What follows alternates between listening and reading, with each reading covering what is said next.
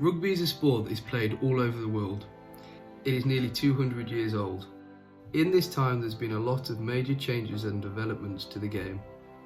Today we will be talking through the history of rugby and what developments and changes have happened over this period of time and whether or not they have been for the betterment of the sport. This is the history of rugby. Rugby is said to have originated in 1823 when William Webb Ellis picked up the ball in a football game and ran with it. When rugby was first played, there wasn't a clear set of laws, and it wasn't until 1845 the work began to draw up these first set of laws. These laws changed slightly year to year, and it wasn't until 1868 when there was a major shake-up of these laws. These laws provided the framework that rugby has built on to become what it is today. It wasn't until 1995 that rugby became a professional sport. Until this point, rugby was often played by doctors and people with full-time jobs that could afford to take time and play. After rugby turned professional, it became a much more serious sport, with players spending more time in the gym and training. This meant rugby became a faster and more physical game. These changes increased the dangers within the game. The Rugby World Cup has had a big impact on the sport. With the first tournament in 1987, there's been only a handful of winners. The tournament has contributed a lot to the game in this short time.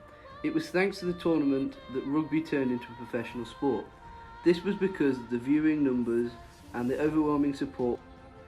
Another major tournament rugby has been in was the Olympics in the 1900s. Rugby was introduced in the Summer Olympics and it stayed all the way until 1924. However, in 2009 the Olympic Committee decided to include rugby again into the Olympics, but this time in the form of rugby sevens, and it was first played in 2016 Rio Summer Games.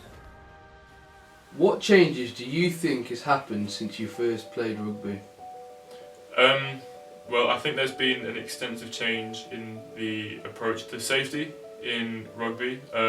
Because of the many concussions that occur, it's become a lot more recognised that safety has to play an important role in rugby, even though it's a contact sport. I think the biggest major difference is the health and safety during it, and that it's gotten very protective with the high tackles and the way that people tackle and making sure that everyone tackles properly. And I think it's kind of slowed down the game and made people stop playing it because they think that it's getting a bit too protective and just boring to play, because every time there's a slightly high tackle, it's always penalised. Do you think these changes are for the better or for worse? I think they're for the better. I think awareness of the injuries that can occur and then lead maybe to even worse diseases down the line is very important. So the approach is great. I think there's both aspects of it really, because it's better because it makes sure everyone's safer and reduces like concussions and injuries and things like that. But it's also for the worse because it stops people playing, and because it's made people think that the game's boring now.